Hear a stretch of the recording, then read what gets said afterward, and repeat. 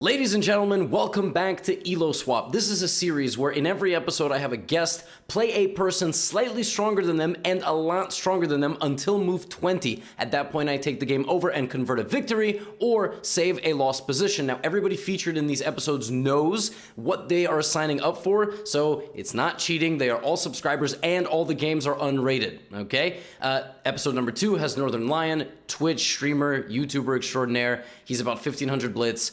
And he plays about a 1600 and a 2000. Here we go. Okay, I am watching your game. Yep. All right. I'm just flipping the board. Forgive me, this is my first time using the chess.com interface in a bit. Of course they open with the English opening, right? Or the Dutch? The English? Right, the English. Because I'm like, I haven't played chess in so long. So with the English, play E7, E5. All right. Sounds good.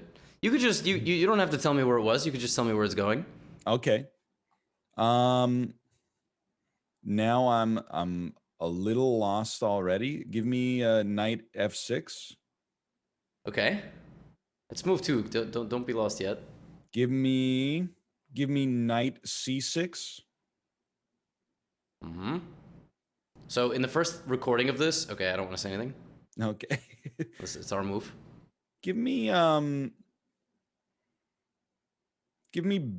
bishop E7.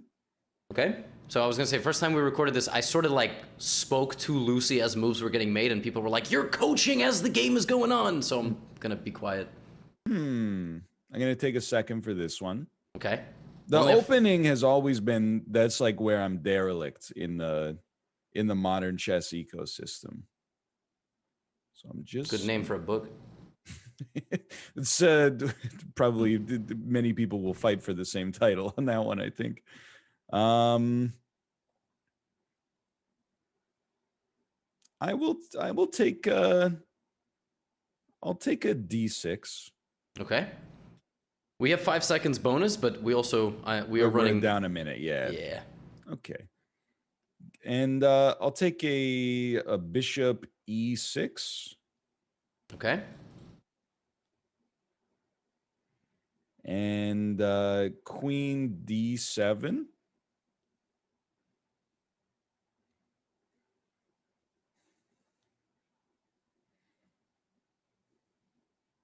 Let's do bishop H3. Okay.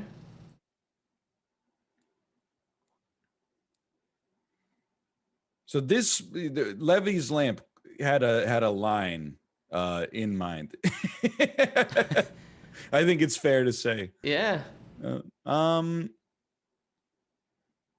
I know we're tight on time. Give me a kingside castle. Mm-hmm.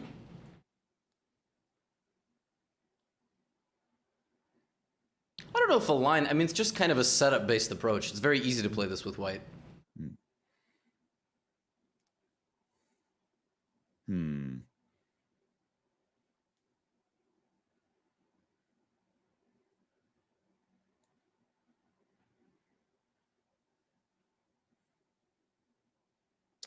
I will...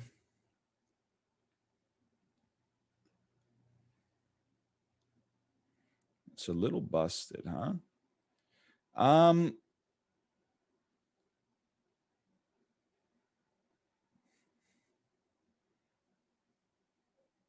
Take on G2. All right. 10 more moves. Just survive for 10 more moves. Sure. Let's do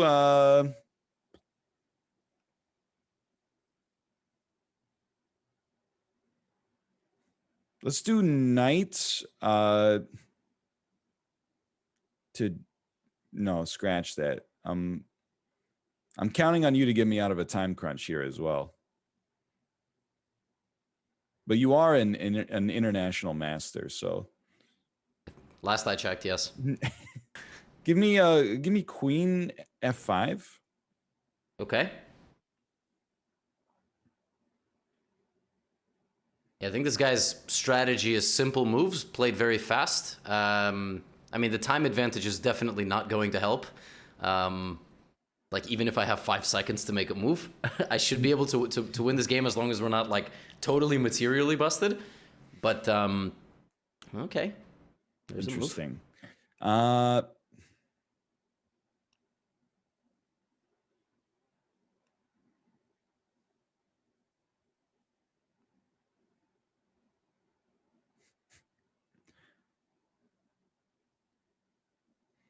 I think you take with the pawn. Okay.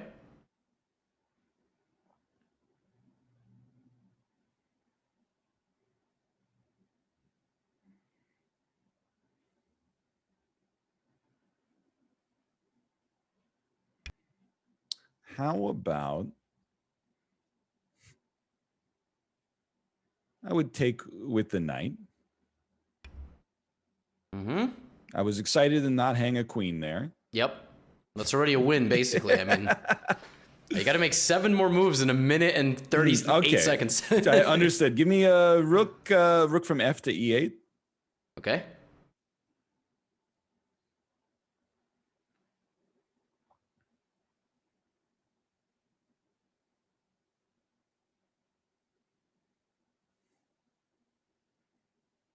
I love seeing the in-game chat as well. Do you have people like whenever you play the in-game chat's always populated? I forgot that I'm playing and it's not you, so you can actually see. Yeah, so my Discord is like a lot of I think like teenagers, early 20s, and they watch and they get really hyped for each other. I'll take I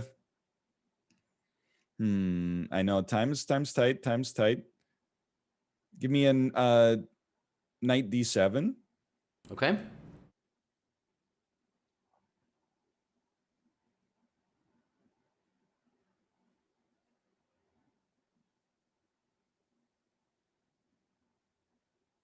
Okay, we're on move 15. You want me to go to 20? Yeah. We discovered that 15's like too. Yeah, it's too hard to get into trouble.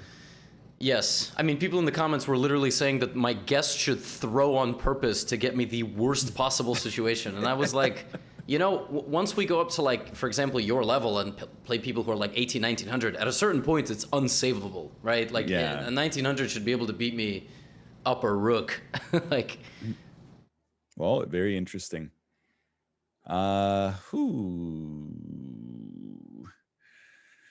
Let's do.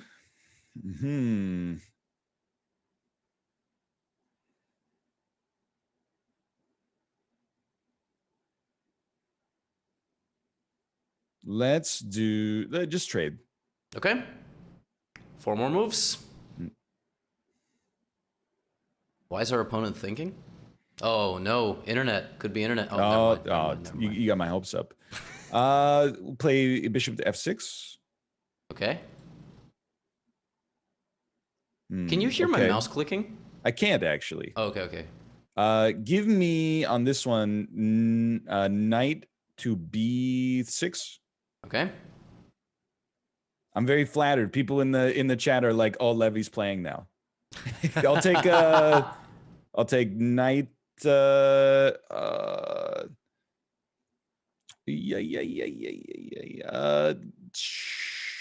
Trade like d6 c5, yeah. And then knight to c4. Okay. You made it 20 moves. How you feeling? Who do you think is better here? I think White's in a better position. It's not as bad as I thought it would be. That's my take, at least. It's not as bad as you thought it would be. Yeah. I mean, this is the first game of chess I've played in probably like 4 months. That's actually very, very good, considering you're playing someone who probably plays about 50 games a day. So, yeah, now that you've activated your pieces, basically what happened is this. White was definitely better from the opening, but now... Okay, now we've activated our pieces enough. I'm really... This is you, right?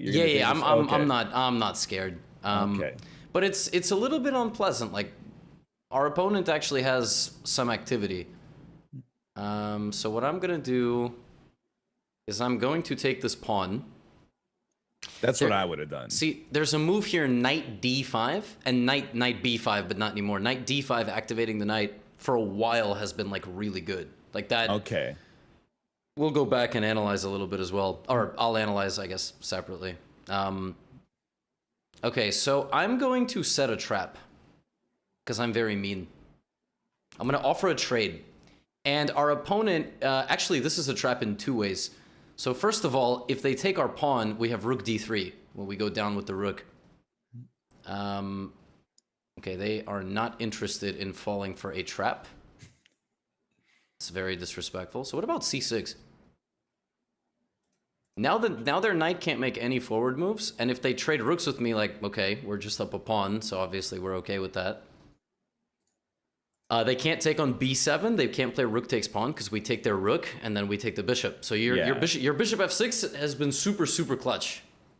I'm glad because it kind of sucked on e7. Mm-hmm. I don't want to mind flood you with like my amateur chess thinking, but I was like, I remember that in the against the English, I tried to play like a reverse Sicilian, and then I realized after like e5, I didn't know what that meant. So I did stuff that seemed kind of good in a vacuum. You had the right idea. Reverse English is like reverse Sicilian, like c45 is definitely the way to go. There's just like obviously as you fill in the gaps of your opening knowledge. Yeah, that's a very good move, and I was sort of hoping my opponent wouldn't play that. Now if I take the bishop, he takes my rook, so I have to go here first. Now white should play knight takes f6 check. Yeah. And I'm in a little bit of trouble, actually. I'm going to take. That rook is super active.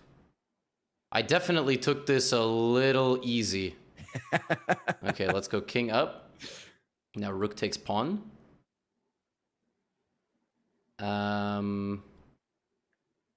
Okay, let's bring the knight back.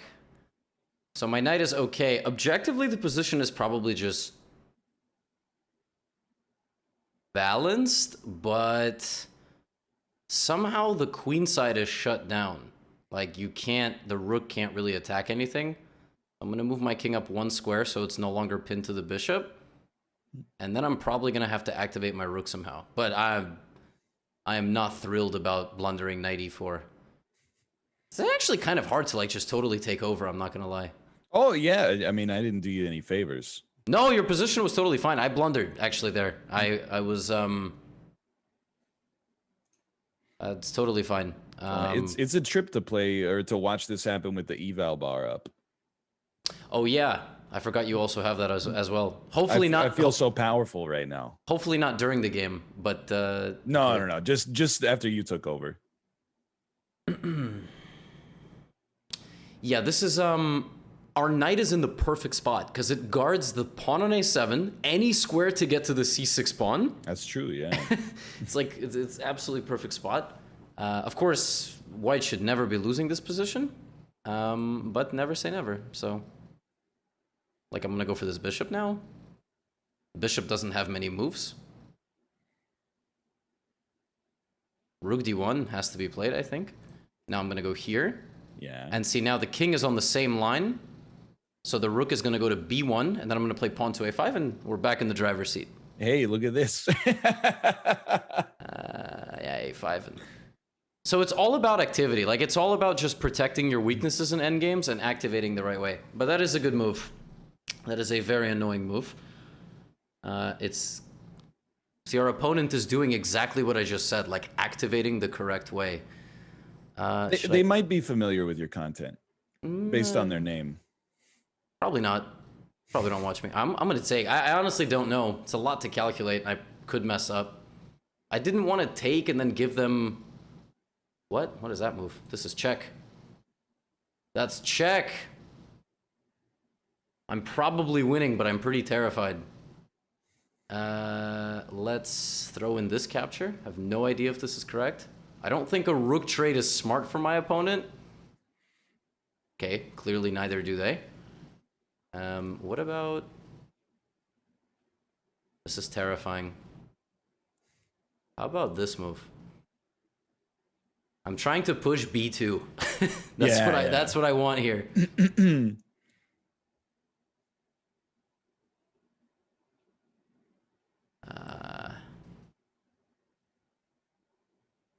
Okay, let's go here. I really don't know. I really don't know. I don't think I just played a good move. I think that I'm pretty sure that move was pretty bad.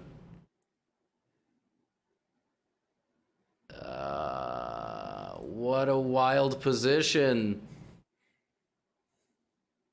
Check. Oh, okay.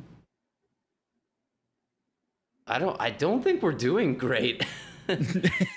Well, yeah, I don't know. I think all I have is traps.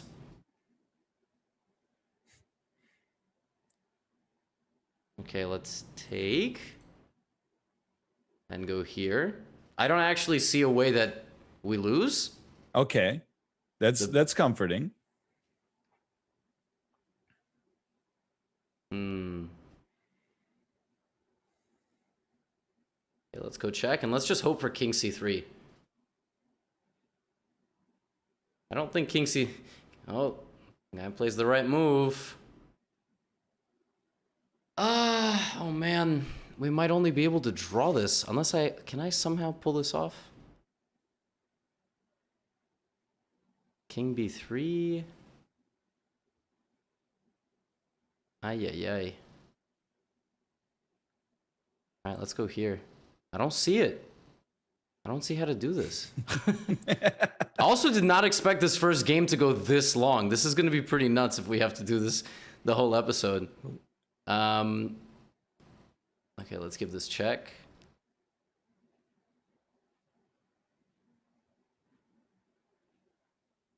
Do I have to do this? This is crazy. Oh my god, he's insane. Yeah, this guy is like seriously popping off here. 94. Hopefully he gives us the draw. Let's do this.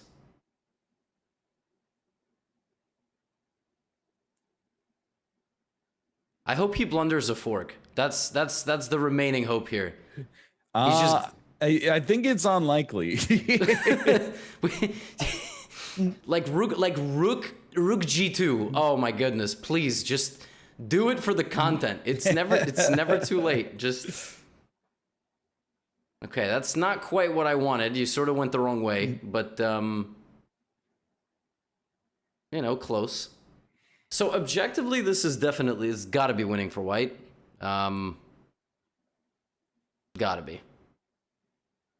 But this is where those hours in the lab really come, and they help you learning the theory instead of just memorizing, you know, the first 15 moves of the game. He just offered. Wait, what was he doing? Why did he take what? What? Why did he do that? Well, okay. There you go. It's a draw. Huh? Oh, I mean, I don't know. I don't know how deserved that was. Yeah, I think they offered a handshake there.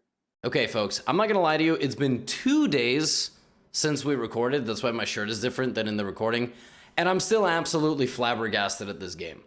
So let's just start things off with Northernlion's play. First of all, Lamp prepares the G3 English, and very good English opening. The two main ways to play this, if you're going to play it in reverse Sicilian, because this is sort of like e4, c5, right? It's kind of a Sicilian defense, but reversed. The most critical way for black to play this is to play pawn to d5 right away, and then rotate the knight back this way and set up very calmly, like knight, bishop, bishop, castle. That's one way. Or you can play c6 and d5. This is known to be very decent for black. And the best thing for white to do is to play d4 to try to get the queen out, because now the knight cannot go to c6. Now, the difference in the opening knowledge wasn't crazy, although I will say definitely Northernlion played this in a bit of a freestyling way. Let's put it this way. And there's better ways to put pressure on a person playing the English. Now, in the English, white likes to play rook b1, b4, b5. You saw it in this game, white castled and then played a3, b4, b5. That's generally a plan. And then another plan by black is to set up the battery to go queen and bishop down over here. A good rule of thumb for white is if you see black delaying castle and kind of looking for bishop h3, jump into d5 right away, because this is the major point of counterplay, is pawn to d5 by black. But that doesn't happen. Okay, castles. Bishop h3, a3, castles, and b4. And then we have takes. Okay, so one thing about this position is that black needs to start creating counterplay immediately. Like right now, right here, and the best way to do that is to play the move d5. Like you need to do this, because when the board clears, like black is happy. Like this is check. Now you have a target, right? So you can play rook d8. One pawn trade will significantly open up the chances here for black. Even a move like rook d8 or rook e8, like preparing d5 potentially, because when you play queen f5, this move does not do anything, actually. Legitimately does nothing. And now the question for white is, what do you do? Which pawn do you push? White chooses a pawn that doesn't look bad, but it is bad. That pawn is actually, that's a really bad pawn to move. What white needs to do is now switch to e4, kick out this queen, let's say to e6, control d5 completely, and then at some point play f4. White needs to create the same side pawn storm onto black's position, because if black were to take, the knight jumps out. White just keeps making improvements in their position. And if you don't take the pawn, like let's just say you play a6, f5 comes, queen back, and then h3, g4, knight g3, g5. Like white just keeps rolling down that side of the board, and black loses the opportunity to play d5. Black can still create play with b5, but it's important you push the right pawn, because when you do this, the reason why this is so bad after pawn takes d4, let's say knight d4, and this trade, the reason why this is so bad, now my queen is great, right? Like now queen f5 is just a genius move, and you have no targets anymore. Like we both have a knight out. Essentially, the way that white needed to play this position was to utilize the potentially advantageous pawn structure. Let's put it this way. The pawn structure is more advantageous because actually black has more development. Like black has a bishop out, a little bit more development. You have to take as much space as you could. By simplifying in a way that now you don't really have a big space advantage, black is quick with the counterplay. Now, here Northernlion started playing incorrectly. So here he plays a move that isn't a mistake, but I really don't like this move. Knight back to d7. No need to do this. As much of a not of a blunder as it is, like white should immediately jump into the middle because you've just given this to me. What I was drawing during the game was moves like d5, because what d5 does is it freezes this pawn. This pawn will not be able to open up for this bishop anymore. Now, another way to do this is to play c6 and then d5, also completely fine. But like, for example, like if we just say like this endgame, right? Like with queen f3, like black is always better here. Black is always better in this endgame. And you can take, but you can also just go here. And you're just going to have a game where one person just has an awful bishop compared to the other person. King f8 so that everything is guarded. Rook d8, bishop f6. Stockpile pressure against this. And you'll always be able to protect this with just the simple c6. So the way you transform positions really matters. Knight d7 after this is actually great now. Like the way that all of this shapes out, white plays it incorrectly, advances in the center incorrectly, doesn't think about the long-term prospects. And around here is where the game was given to me. And I'm not going to lie, two things contributed to me not winning this. Number one was just taking over a game with about like 20 seconds on the clock is just strange. My brain somehow just like never woke up to the tactics. If I had been playing the game the entire time, I would have kind of been a little bit more sharp. A lot of credit goes to my opponent, who just played unbelievably well. Like, that goes without saying. And, like, it's going to be three reasons. I think number one goes props to my opponent for keeping up with somebody who's rated 2400, 2600 blitz. And number two is on me, like, just pure overconfidence. Like just kind of, like, I'm obviously going to win this game. I mean, I'm playing somebody. I just sort of thought anything, it didn't matter what I played. And it's funny because my opponent like created active counterplay once. This was one time, and you heard me during the game. I was like talking about active counterplay, and then rook d1. And here, black is totally winning. Like totally winning. Like knight c2. Just get in there, hit the bishop, hit the pawn. I'm at least gonna pick up a second pawn. You can't take on c7 because rook d1. In the game, I kind of was like, well, c6, you know, then I can't get in. And then I was sitting there going, wait a minute. But there's knight e4. And see, the difference between knight c2 and the move c6, like you can't play knight e4 now. you can't play it. Here's the difference. The knight hits the bishop at the end. So takes here, here, here. This is all that happened in the game, but I have knight a1. You see, the difference in the game is that when all this transforms, I don't have knight takes a1 anymore, and I'm actually getting laser beamed. Now, here is where the level difference still became prevalent. I very slowly froze my opponent's play and activated my rook and activated it this way and targeted the weaknesses, right? This is instructive the way I did this. It's also instructive how white completely held his nerves here, a5, and then proceeded to play the only feasible way not to lose the game on the spot. Now, maybe I can trade the rooks, but I didn't know, and I wanted to keep the rooks on the board for now because I wasn't sure this was winning, and of course it was.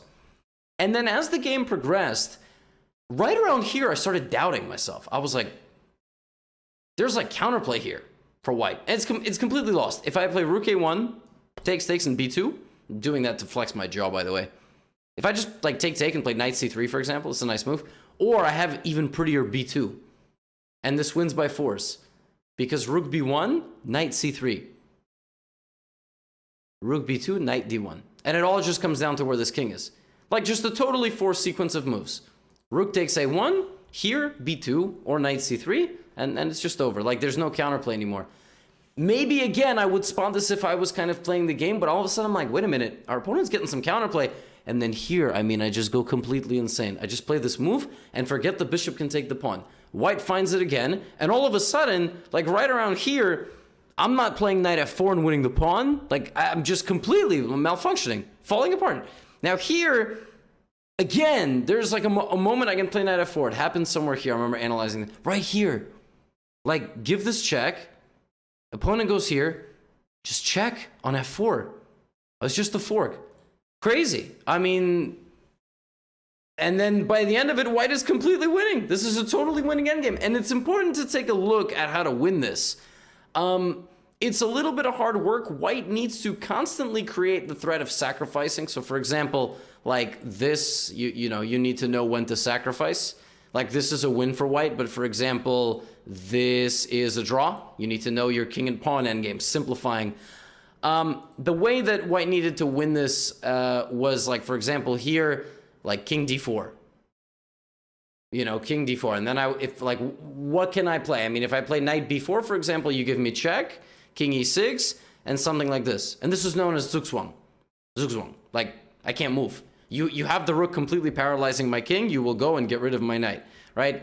And if I try to come back here, well, you do the same thing. I mean, you're just going to suffocate me. You can't go here. It's not a fork because pin. So, for example, king d8, okay, king e5, king d6. Or maybe even this, and this might be winning. Yeah, this is winning. Here, outflank. It's very important you kind of use this space advantage and beat it home. And yeah, I mean, I straight up almost lost to lamp. I'm not like, sometimes I got to sit here and go, I don't know what the hell happened. Welcome to Elo Swap, baby. We're going to go to game number 2 now. There we go. Beautiful. Okay. And then, yeah, thank you. D5. Mm-hmm. This is about where my Caro-Kann knowledge ends.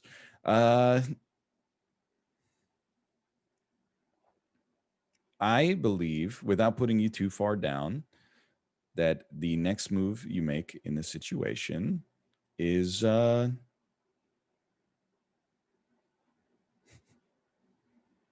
let's do G6. Wow.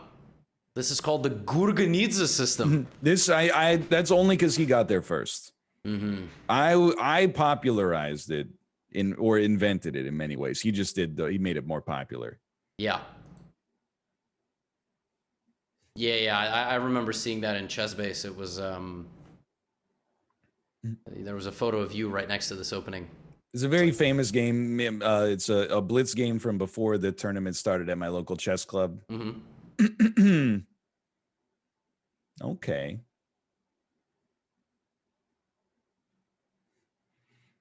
It's probably not too common to like fianchetto and then not put the bishop there, huh? It's atypical. Don't answer that. You know what though? Give me give me an e6. This is I'm not throwing on purpose. I promise. I have ideas. And then I would say play a c5 on top of that. wow. Okay, it took us a while, but we sort of got there. How's this Gurganzita? Terrible. It's all right. We'll figure it out. This is not good. Not good. Okay. Well, if it's not good, then the only way out of it is to play a knight c6. It's not losing. It's just it's considered subpar is what a strong chess player would say. But I'm not a strong chess player, so I just say it's fine. It's fine. But we do need to speed up. Yeah, okay, fair enough. Well, let's play c4. Oh, that is unique. Okay. That's very interesting, actually. I don't necessarily think... Okay, but I'm not going to say anything. I'll take bishop to b4.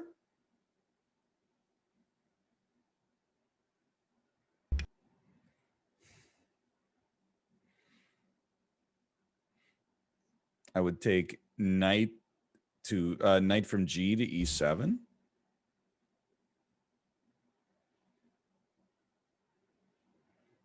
10, 11 more moves. Okay.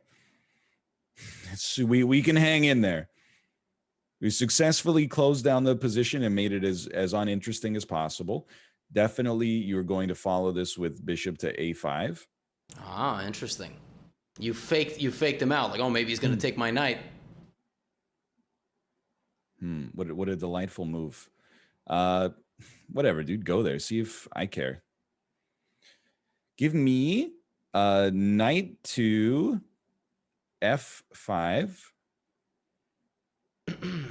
Well, by saying knight to f5, you've effectively prevented him from just going there, which is what you said. Oh, yeah. Hey, would you look at that?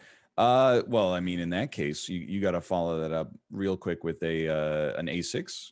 Very, very nice. I'm not supposed to be talking like that, but it's fine. And geez Louise, I don't know what the heck you do after this point. I didn't really think that far ahead. Let's be passive and give you some time. I'll play a bishop to d7. That is definitely passive. That is, it's not a bad move. It's a, ooh, wow, g4, goodness. Wow, okay. I'm drawing some arrows temporarily.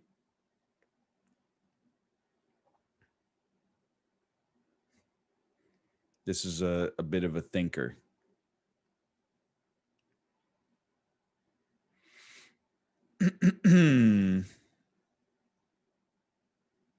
I would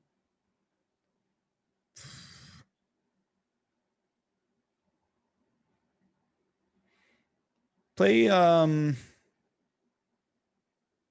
going to give you the greatest thumbnail and title you're ever going to get. Fianchetto the knight. So knight g7? Knight g7. 1500 does what?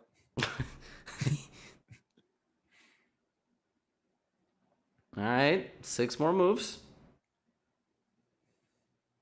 I'll take a queen c7. Oh no, he's activated.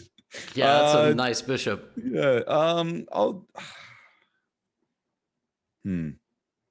take a kingside castle anyway. I sense some hesitation there. A little bit. Not gonna lie. Yeah, for sure. This is not good. I don't know if we're gonna make it to move 20. I'll take a I will take a I want to give Levy as much time as possible. Let's do a oh man, yeah, this is not good. I can understand your conundrum. Let's do wait, what is your move? you're gonna laugh. I think it's No, that's not very smart. Time is so tight. I'm gonna say what I was gonna say, which is knight to e8, knight to Yeah, I e8. think that's the only move. I was basically gonna say like just to overtake at this point. Yeah, and I would take here as well. I think we have to take the bishop. Yeah. And then let's play queen d8 after this. So yeah, if queen takes queen d8, actually we're fine because I think we trade the queens. But if pawn takes, then I think we are in serious trouble. Okay. I think it's like I don't actually see a defense for the knight coming in, and but we can play queen takes on f4 potentially. Yeah. But it's yeah, the problem. Well, we can survive. I think yeah, we can survive, and I'll. It's okay. This is good. This is welcome to Elo Swap, baby. This is this. Yeah. What do you think your odds are? We'll do queen takes f4. Yeah, I think it's the only move. I might be completely wrong. My odds are not high. Okay. I don't fair think. enough. But to be fair, wow, that move is designed to make the move knight g5 possible, so that our opponent doesn't blunder d4. Like wow. Okay, I do not have a lot of time. Give me a. No, it's okay. I was gonna move. Oh yeah. Okay. All good. That's what I was gonna do. Oh, very good. There you go. And here, if knight e5, which I think is just really strong, it looks really strong. We have queen e3 check. We win a little bit of time with this move. This is a very important move. And we might actually be okay. Like we might be okay. We might also just be completely lost and I'm an idiot, but I think we're okay. Oh, it's a great time to see the eval bar. I'll tell you that. So it's either, yeah. So now I think we take on e5. We probably need to get rid of this knight like this really aggressive knight. So I'm just gonna take it to get rid of it. And now there's no threat. And now I think it's our time to shine with a move like bishop b6, and the threat is just to take the rook and trade the queens. Look at that. Look at that. And h6 is protected, and I also want to play king h7 just to guard that pawn. Yeah, I was looking at that too. That also is a move, but we can actually get aggressive here. And oh, yeah. And we have a really nice resource. Just the important thing is like not to take the pawn on e5, because then queen h6, queen g7 is... It's actually not game over, because we can play queen takes f6, and the rook cannot take because it's still pinned to the king, which is pretty savage. I'm drawing arrows. Don't worry if it's... Oh yeah. I'm just a spectator at this point. All the pressure's off. What is this move? Oh, that's very creative. Wow. That's a very scary move. I'm gonna take this with the pawn. Because if you took with the queen, you give up h6. Yes. So, yeah, the simplest thing, just bail out. Bye-bye. And, yeah, now playing this for a win is a little bit annoying, but I think we're fine. We just guard everything. And it's still a pain to win this, I have to say. Like, this rook is super active, super annoying. You can repeat moves here to gain a little bit on the clock. Oh, yeah. That's true. I think I might play rook d5, though. And can I do this? It was a little fake out there. And now I'm going to take some pawns. Because even though we're really passive, there's no threat. There's nothing. Everything is safe. So I will play rook. Although there are some very annoying ideas to try to, like, get in with the bishop. You see bishop f3, bishop c6, bishop e8. Like, get all the way up in our stuff over there. But it shouldn't work. It shouldn't work. Just don't hang your rook. Easier said than done, but we somehow managed. Okay, again, an opportunity presents itself to blunder a rook. Is bishop takes g6 a thing? Like sacking the bishop to get a past f-pawn? No way. Right? No chance.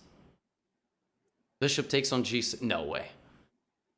If that happens and I don't win, it's time to like officially abandon hopes for the GM title. Like it's, I mean, no. Okay, yeah, that kind of makes a bit more sense.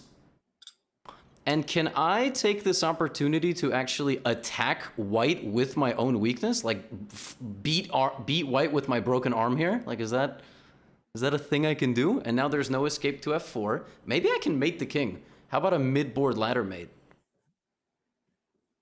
I don't actually know if that's gonna happen. I just want to push my c pawn.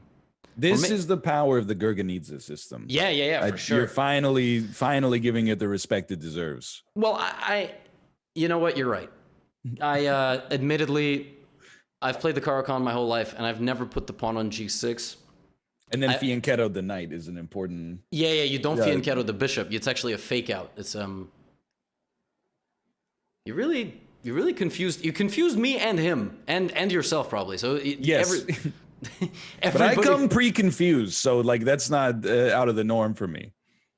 All right, now we've picked up the pawns and they resign! Oh, baby. You did it. So this one was a lot more fun, and actually we did record a game where Northernlion had white. I know that if you made it this far in the video, love you by the way, you're probably like, why'd you play 2 games with black? Well, because I figured that this individual would not play c4. I thought white or black doesn't really matter. Like you could, it doesn't matter because the opening is rare and everything. It doesn't make too much of a difference, so it's going to be an interesting game no matter what. We did record a game with white, but it wasn't a great game. Just wasn't great for the episode.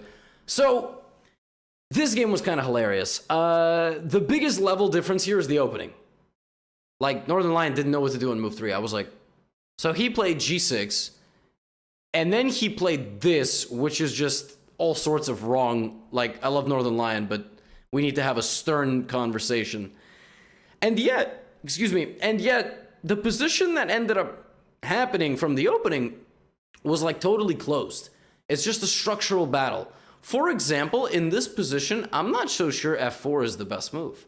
Because f4 commits a ton of pawns to dark squares, and black already has a light squared fight. So if black can actually land the move c5, black is going to be kind of okay. It's actually better to play like h4 and attack me on the flank. And for example, if you make me play a weakening move like h5, then slowly you can build up with the good pawn breaks. Just like last game we saw the good pawn breaks, this game we also see the good pawn breaks.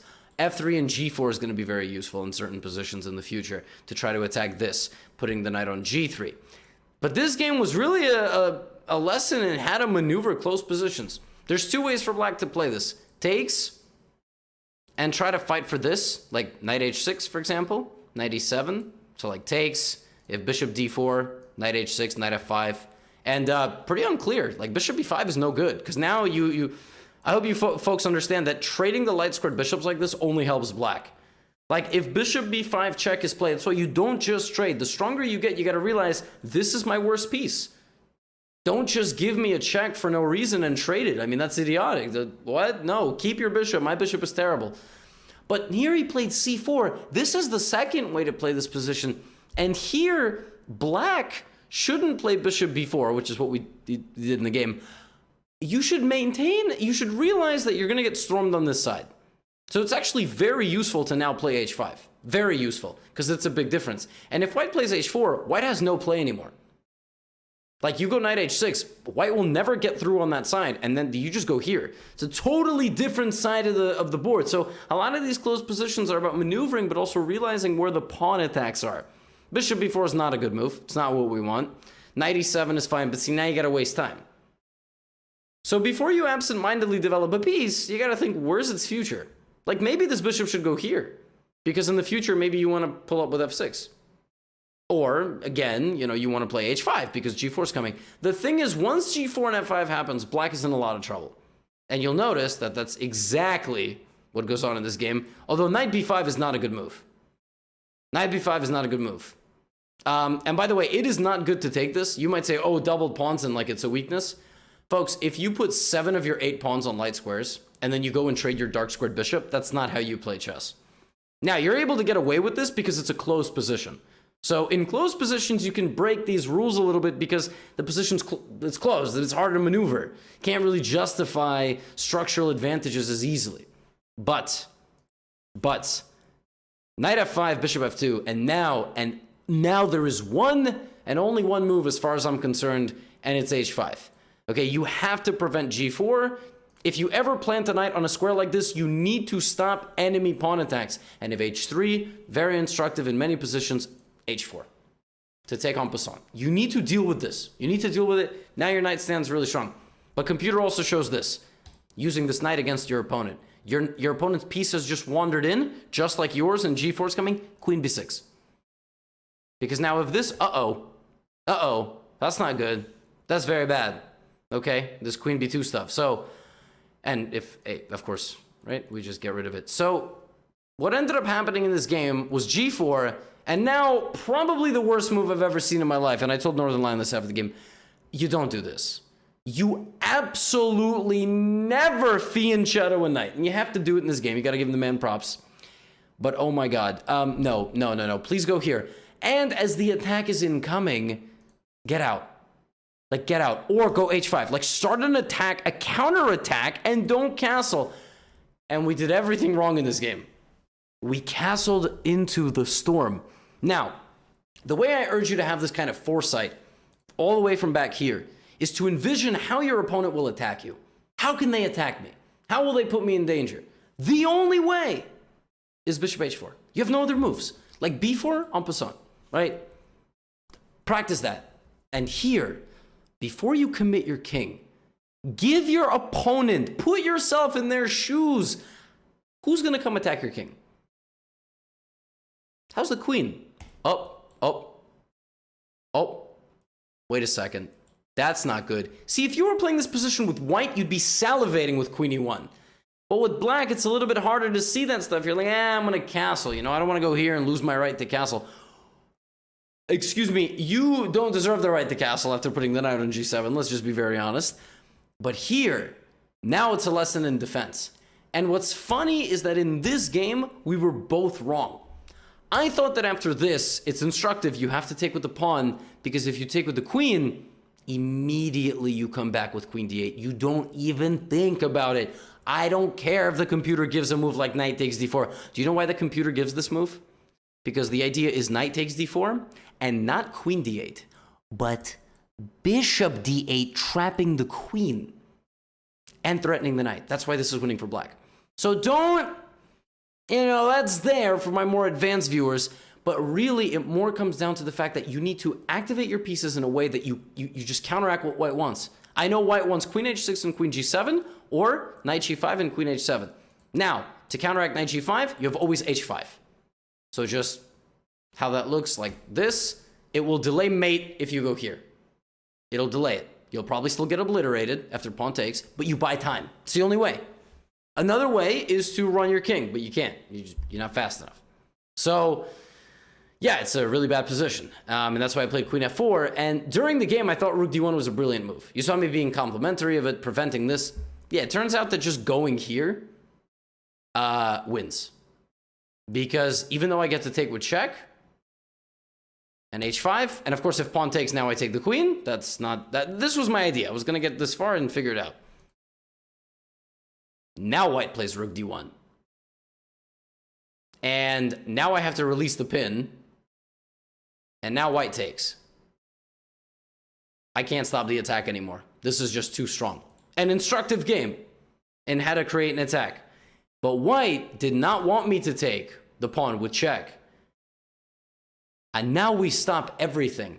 And the one move that holds this position together is the move queen e3 check. It's what makes everything possible. So for example, here, white can go here, preventing queen e3 to come with a check. And actually, this is winning now for white if I play queen e3, because of the absurd bishop c4. If I take, then my queen's trapped. You say, no, it's not. Here, my queen is trapped. You say, no, it's not. Here, it's mate. Okay, congrats. No, it's not. Queen h2. Yeah, okay. Stop arguing with me.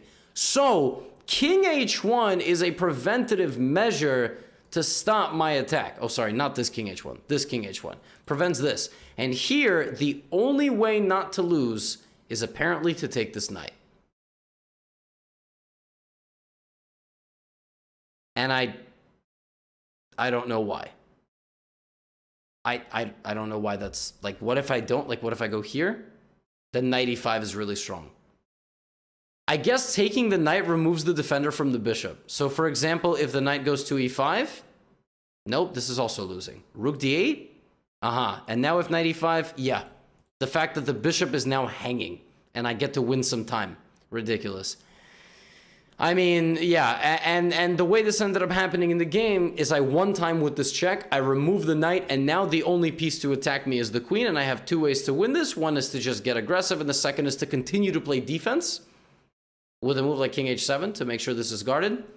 I realize that I can go here, and now you can take with the queen first because you've got backup as long as the queen is the one taking, and we managed to simplify, and this is just easy. Glue the structure shut, offer a trade of rooks, infiltrate on the d file, and the rook beats everybody up, usually on the enemy second rank. The biggest level difference between 2000 and 1500 was opening and recognizing your opponent's resources. Recognizing their play, their pawn breaks, and where they want to fight on which side of the board, and then decision-making of how to retreat and regroup depending on how your opponent is going to come forward. It's a pretty big difference. It's a pretty big level difference. Granted, also my guest had not played chess for a long time, like several months, and his opponent was a 13-year-old talented player from India who's probably going to be like a title player in a few years.